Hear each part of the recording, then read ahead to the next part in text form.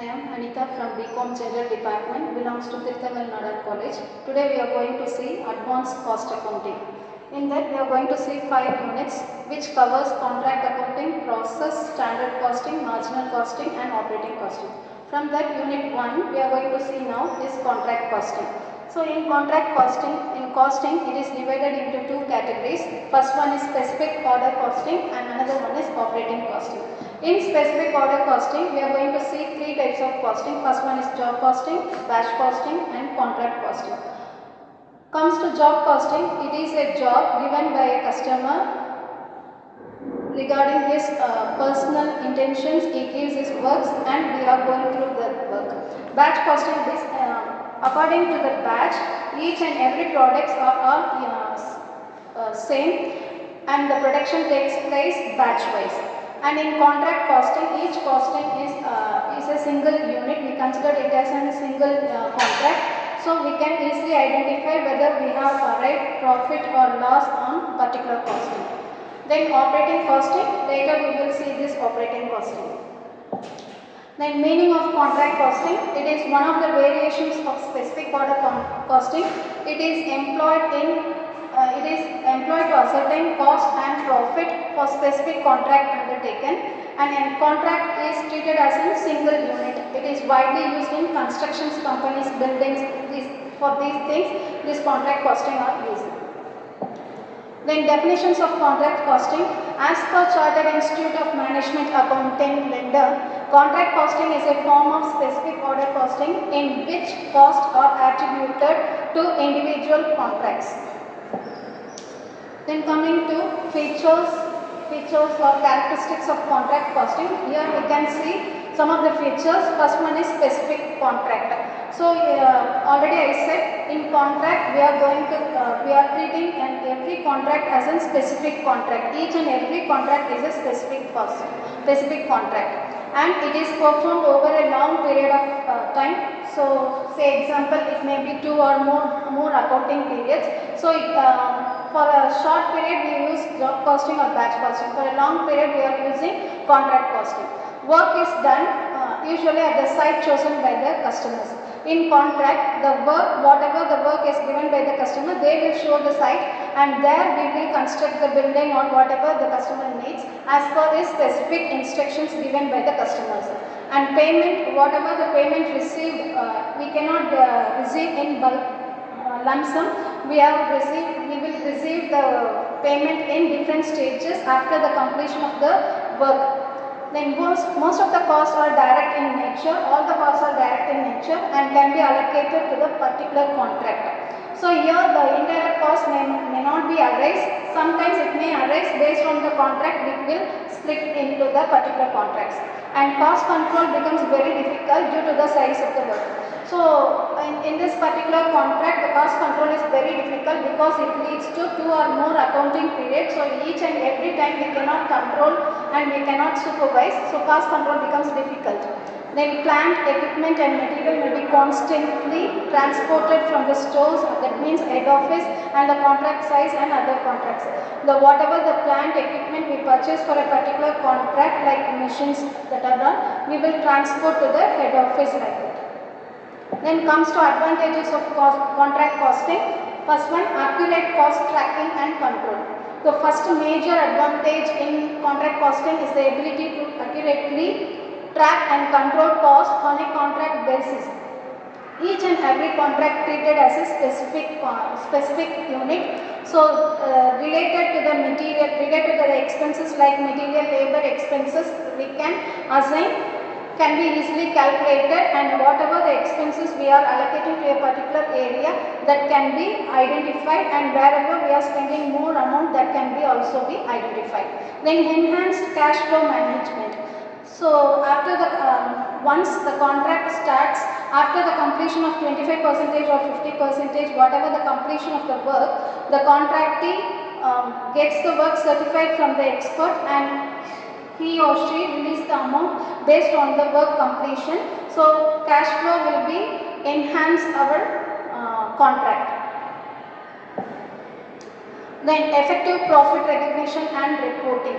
So the method of recognizing profit based on the percentage of the completion, we can easily identify how much percentage we have arrived so far, and the profit recognition is based on the work done. So the company's financial health also be very good, because the contractee will release the amount on a particular stage after seeing the work completed. Then risk management through retention money and escalation clause. So here in contract costing, one important thing is retention money and escalation clause.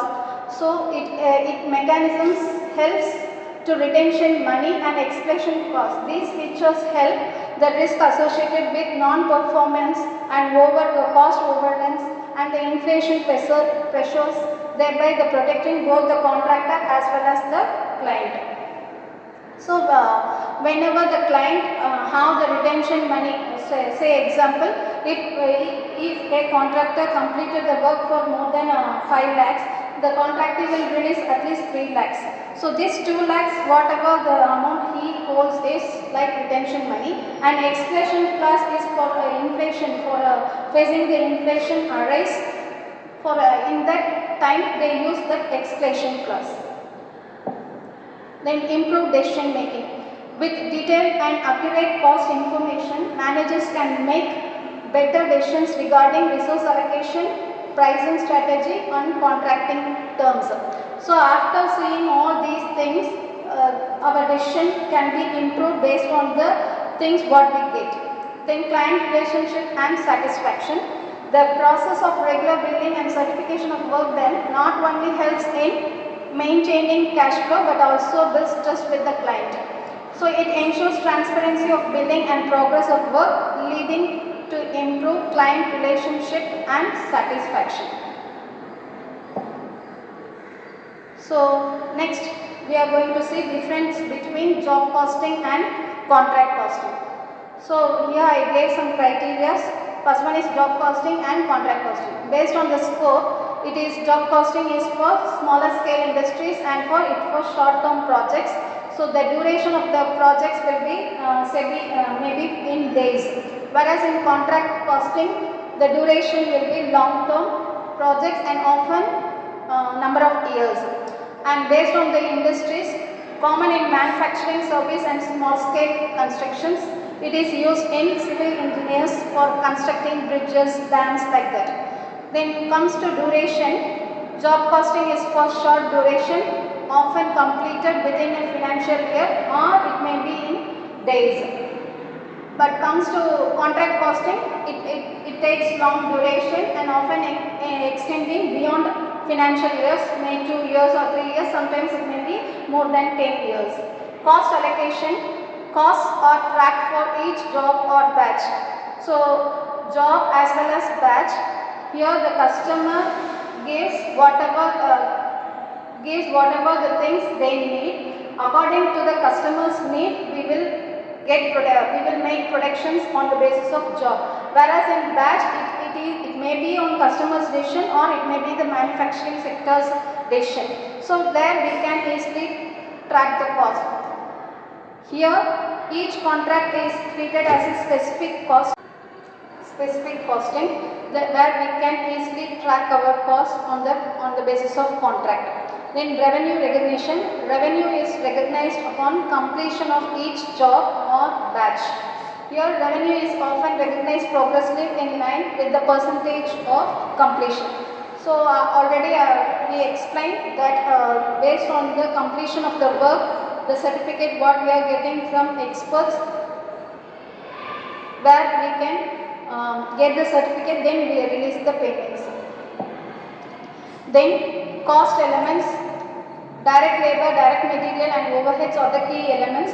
So these are the basic elements of costing, and in addition with direct labor and material, subcontractor and site cost also included in cost elements in contract costing. Billing is typically done upon job completion. Billing can be periodic based on contract terms on project milestones. Then fluctuations, less suspectable cost fluctuations because it is done through shorter durations. So inflations may not be more in job costing.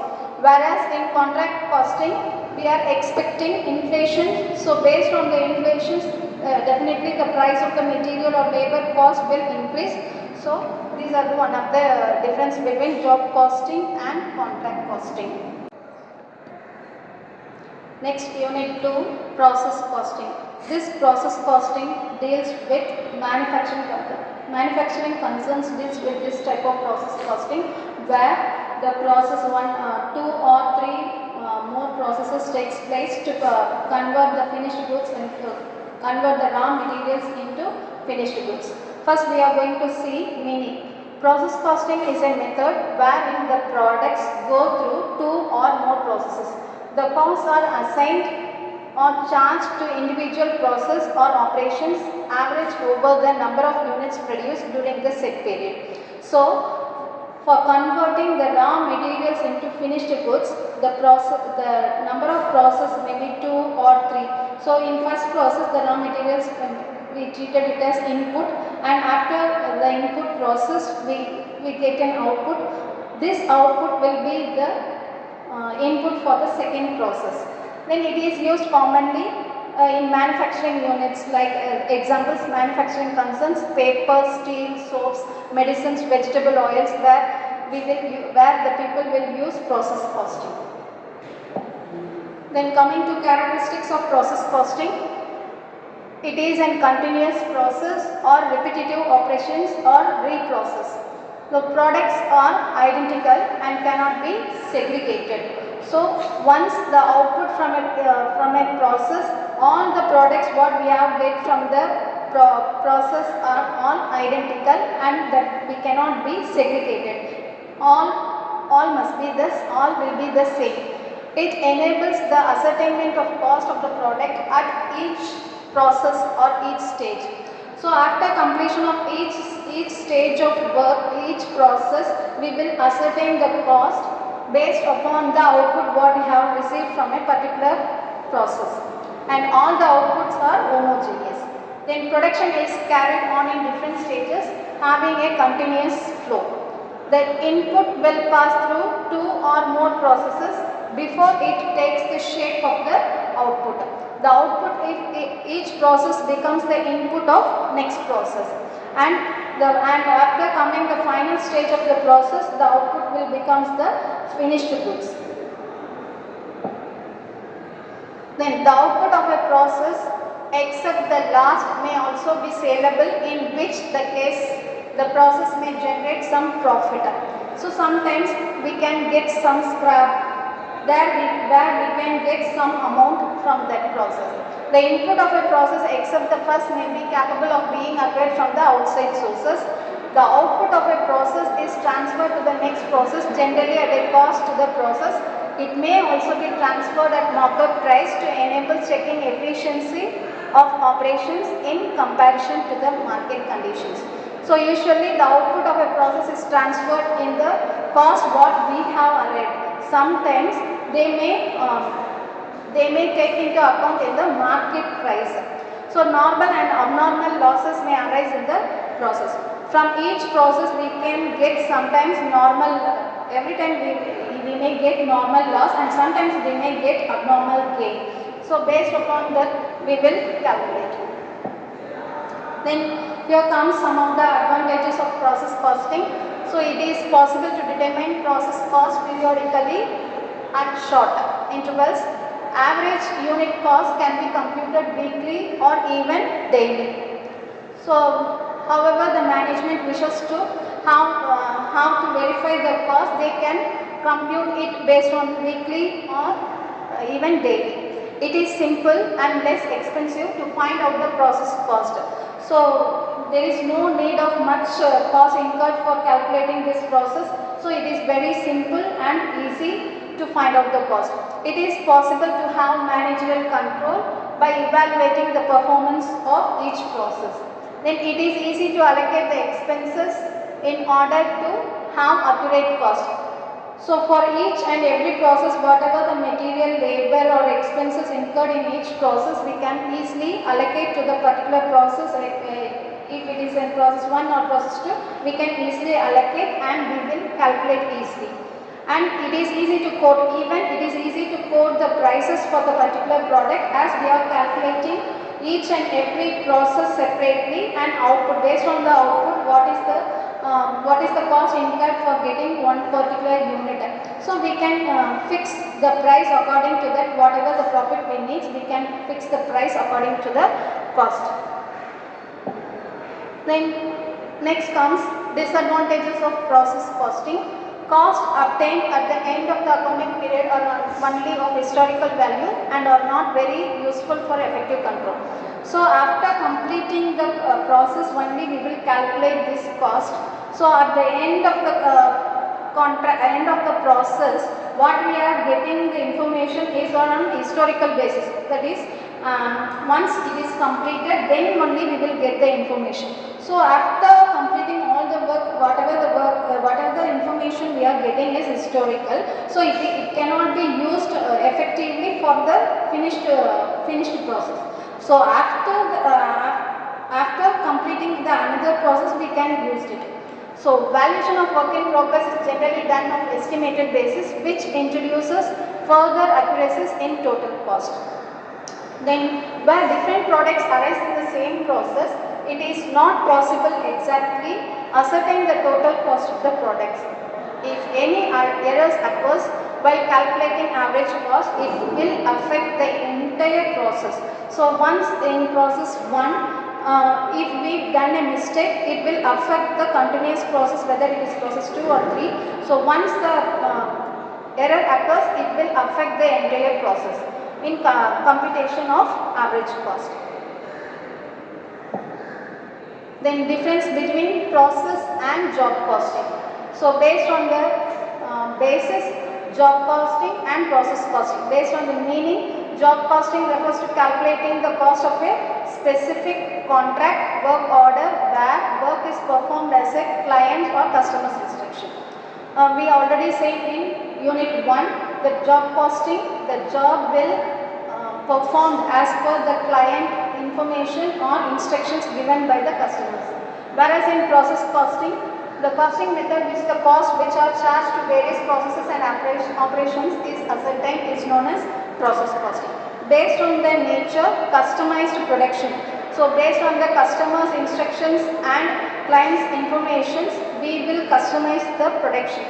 Here the standardized production as per the management or the manufacturing concerns instruction, we will standardize the production. Then assignment of cost, then calculating cost of each job. After completing each job, we will ascertain the cost whatever we incur. Here, first of all, costing is determined for the process, thereafter spread over the products unit. First we will determine the cost, how much we have incurred, then we will divide the total output, then we will get the cost per unit. Then cost center, that is job, here process. Then transfer of cost. So cost cannot be transferred because job costing, once the job is completed, we cannot transfer anywhere. The job is over. Then we can find out cost and whatever the selling price we fix, where we can find out profit. Here in process, once the process 1 is completed, it is transferred to next process. After that process is completed, it is again transferred to till the completion of the finished goods. So here process transfer of cost is possible.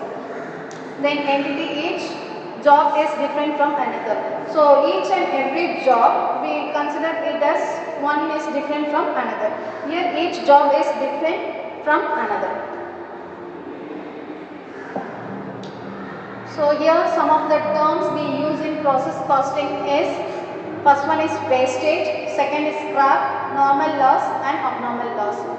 So these are losses terms we used in process costing while computing process accounts.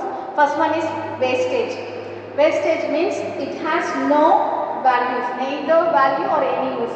So from that waste we cannot use in furthermore, and it has no values at all. So simply whatever the units we have wasted, just we will put in the credit side, we will mark in the credit side, and it will not get any value. When it comes to scrap, scrap has some recoverable value, that is minimum amount we will get from the scrap. Then we can use normal loss. Normal loss is unavoidable and uncontrollable. Why? Because in every process, whatever the attentions or whatever the thing we takes care in the process, it is unavoidable. Every time the normal loss will occur. So, and it is uncontrollable. And abnormal loss, here we can control it and we can avoid it. Based on the workers, we have to execute the work at utmost care. That time we can avoid abnormal loss. So excess of predetermined loss. So in each process we will determine this much loss we will get. Over the loss, if we get is, that becomes abnormal loss. Sometimes we may get abnormal gain. Why? Because the material may be good or the labor may be good. So that time what we will get is abnormal gain. Next comes to unit 3, that is operating costing. This operating costing is fully based on operations, that is service sectors. Before this unit, we have seen contract costing and process costing. That are all we are constructing something, or in process costing we are manufacturing something. Here we will not manufacture or we will not construct anything. Here we provide service to the community.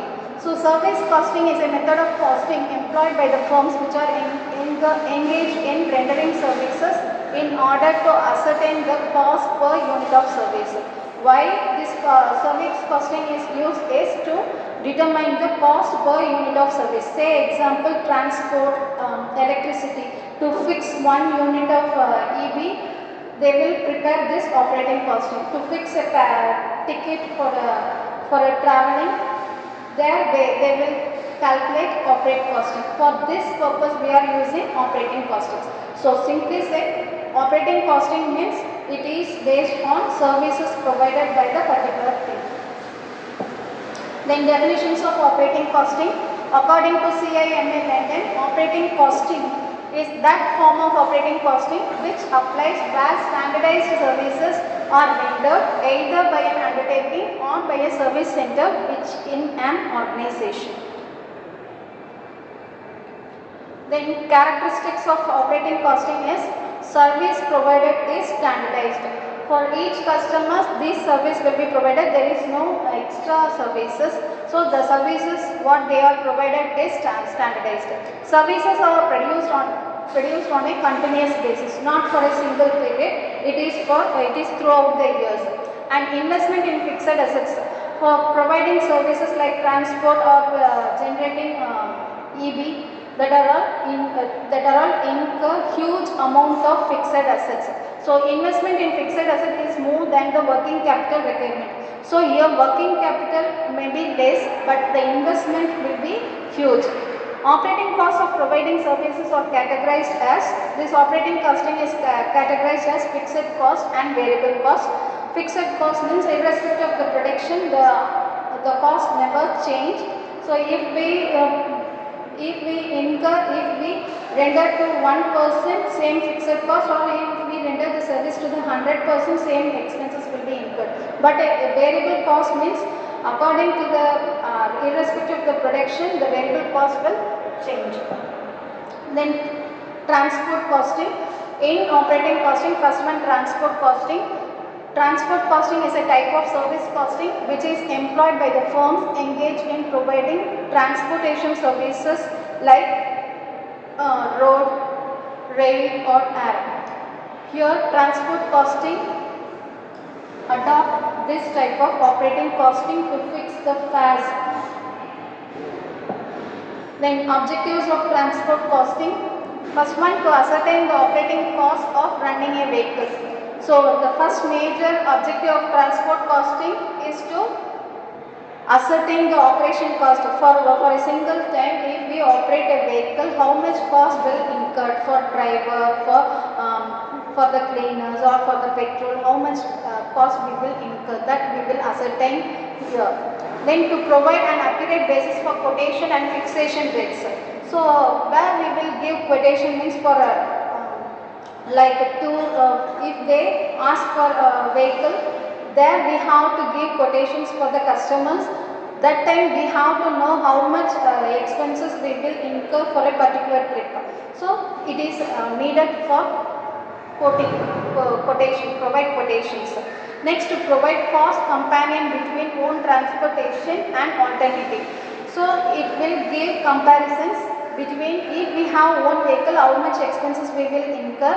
Otherwise we will, if we hire a vehicle, how much expenses we will incur. That we can compare based on the operating costing. To compare the cost of monitoring one group of vehicle with another group to determine the cost to be changed against department using the service. If the vehicle is small, we have to make number of trips is more. That time the cost will incur more. If we change to another vehicle which is very big, we can provide service more. So we can give services. The number of trips what we have take is less. That in that way we will reduce the cost. Next objective is to ensure the cost of maintenance and repairs is not excessive. We have to ensure while the vehicle what we are dealing with is giving more expenses based on the maintenance and repairs.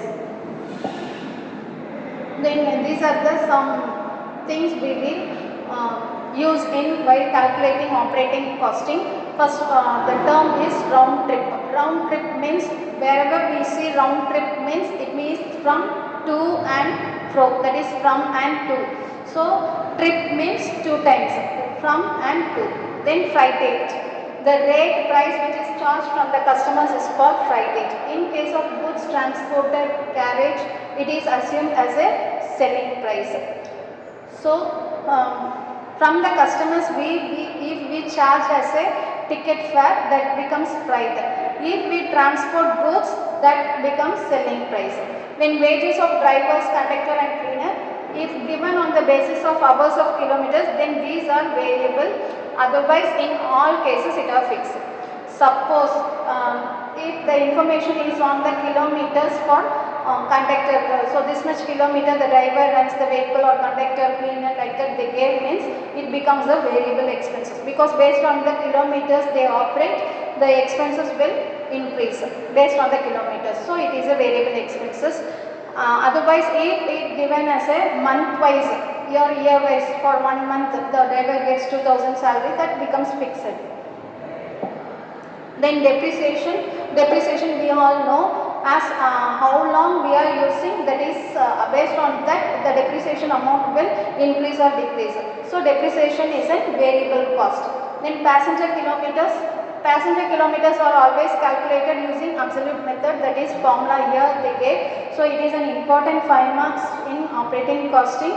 So passenger kilometers is number of buses. So how many buses the transport company is having, and into distance, how long it is running, into round trip. Round trip means 2, into 2 we have to put, round trip means to and from, and the percentage of seating capacity. Suppose the bus have 50 capacity, in 50 capacity all 50 has filled means 100% they give. Otherwise only 50% or 60% only they occupied means, based on the percentage we have to calculate. And how many days this trips is going, that we have to calculate. Then for operating costing, the costs are classified into 3 categories. First one is standard cost, standing or fixed charges. Second one is maintenance charges, and third one is operating charges. And that for standing charges means whether the vehicle runs or whether the machine runs or not, these expenses will incur. So that's why this is standing or fixed charges. These charges are included while ascertaining the cost where or not the vehicle is operating. Insurance, tax, depreciation, part of delivery wages, driver wages, interest on capital, general supervision, salary of operating managers are all comes under this category. See here, insurance, tax, these are all not based on the running hours. Whether we have vehicle, we have to take insurance. So that's why it comes under standing charges or fixed charges. Then second one is maintenance charges. To run a vehicle smoothly without any interruptions, we have to maintain the vehicle or machines. So these are semi-variable expenses in nature, where wear on tires, repairs and overheads, painting, etc. comes under the category of maintenance charges. So tire, based on the kilometers runs, the tire will tire gets bad. So repairs. So each and every 1000 kilometers, likewise, they have to maintain that vehicle. So painting, these are all comes under maintenance charges. Then operating and running charges. Here in operating and running charges, the cost incurred in this are all variable expenses. Based on the kilometers, these expenses will differ. So running cost or the cost of operations, these charges vary more or less in direct proportion to kilometers. These expenses are variable in nature because they are dependent on distance. So running charges means based on the kilometers the vehicle runs, the expenses will increase or decrease. And though the above three classifications is there, it is difficult to divide these expenses into category.